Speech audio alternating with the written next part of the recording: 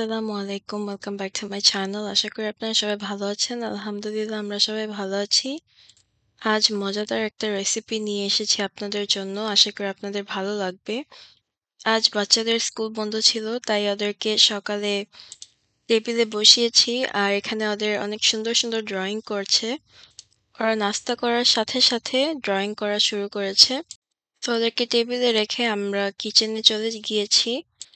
আজ এই বেগুন দিয়ে একটা রেসিপি করব। আপনারা দেখতে থাকুন কি বানাই। বেগুনগুলো অনেক ফ্রেশ দেখুন, সবগুলো সেম সাইজ বেগুন। এগুলো খেতে অনেক মজা লাগবে and they look super cute and nice.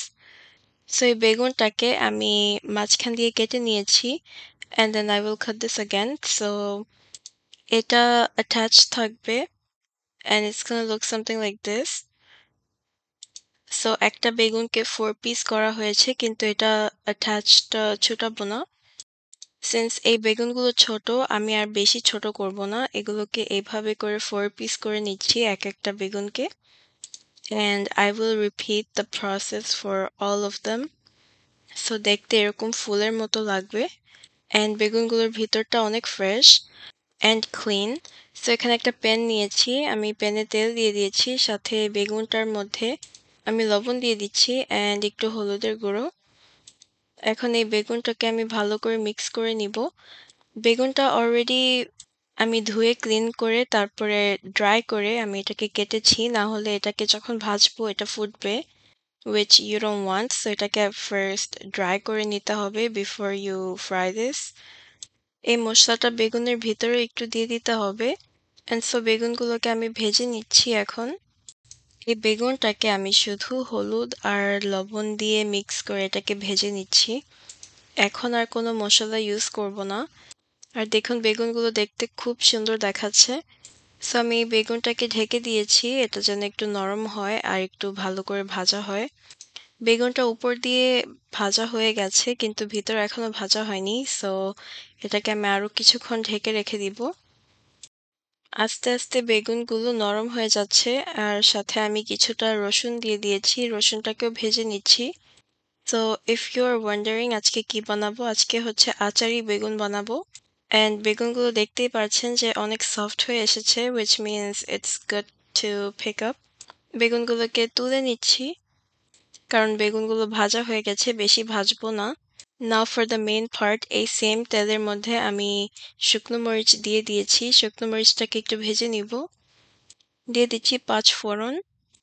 এই আচার মানেই হচ্ছে 5 ফোড়ন।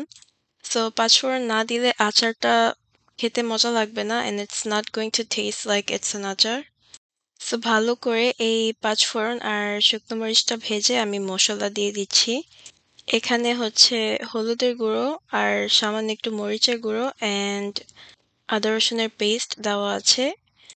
এই মশলাটাকে কিছুক্ষণ আমি নাড়বো। নেড়ে একটু কষিয়ে নিব। আর এখানে আমি আর একটু রসুন নিয়েছি।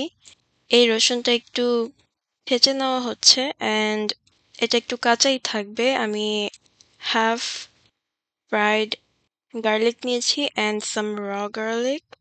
তো অল্প একটু পানি দিয়ে দিয়েছি। এখন এই মশলাটাকে একটু হালকা করে কষিয়ে নিব। এই আচারটা একটু কিছুটা ঝোল ঝোল থাকবে। তো এটার মধ্যেই আমি গার্লিকটাকে দিয়ে দিয়েছি যেটা আমি ছেঁচে নিয়েছিলাম। এটা সুন্দর একটা স্মেল নিয়ে আসবে and I can already tell you guys that it smells really good. এখন ভাজা রসুন আর হচ্ছে ভাজা বেগুনটাকে আমি দিয়ে দিয়েছি। এই মশলার মধ্যে ভালো করে মিক্স করে নিব। And since বেগুনটা নরম হয়ে গেছে ভালো করে মশলাটা চলে যাবে এই বেগুনের মধ্যে। বেগুনটা অলরেডি কুকড হয়ে গেছে, সো এটাকে বেশিক্ষণ রাখতে হবে না। আমি এটাকে ঢেকে দিয়েছিলাম আর দেখুন বেগুনটা আরো সফট হয়ে গেছে আর মশলা অনেকটুকু বেগুনের ভিতরে চলে গেছে। এখন আমি এটার মধ্যে দিয়ে দিব হচ্ছে লাল মরিচ। এই লাল মরিচগুলো অনেক স্পাইসি। It's super spicy. এই মরিচগুলো হচ্ছে আচারের জন্য ইউজ করি আমরা। সামান্য একটু পানি দিয়ে দিচ্ছি। এটাকে ভালো করে মিক্স করে নিব। এটা আরো কিছুক্ষণ কষানো হবে until the water gets dried a little bit or thickens up a little bit. এটাকে ঢেকে রেখে দিয়েছিলাম, এখন তুলে নিচ্ছি। এখন মোস্ট ইম্পোর্টেন্ট হচ্ছে এখানে আচার দিয়ে দিচ্ছি। এটা হচ্ছে আমার নানু বানিয়েছে এই আচারটা। এই আচারটাই আমি ইউজ করছি। Just a little bit for a little, taste. এইভাবে করেই আচারি বেগুনটা বানানো হচ্ছে। And let me tell you guys, this tastes so good. আপনারা এটা ট্রাই না করলে বুঝবেন না যে এটা কতটা মজা। I've tried this before many times and it tastes the best actually. খেতে অনেক মজা দেখুন। কালারটা অনেক সুন্দর এসেছে। অনেকটা আচারের মতো দেখাচ্ছে because it is an আচার। আর বেগুনটা এত সফট হয়েছে এটা একটা একসাথে নিয়ে মুখে দেওয়া যাবে এরকম। And since এটা অনেক ছোট, it's really easy to eat. আর এটা হচ্ছে সবাই বানাতে পারবে। It's super simple. You can literally make this in no time. So give this a try and let me know what you guys think about this. তো আজকে এই বেগুন দিয়ে একটু ভাত খাবো। সবাই একসাথে দুপুরে লাঞ্চ করব।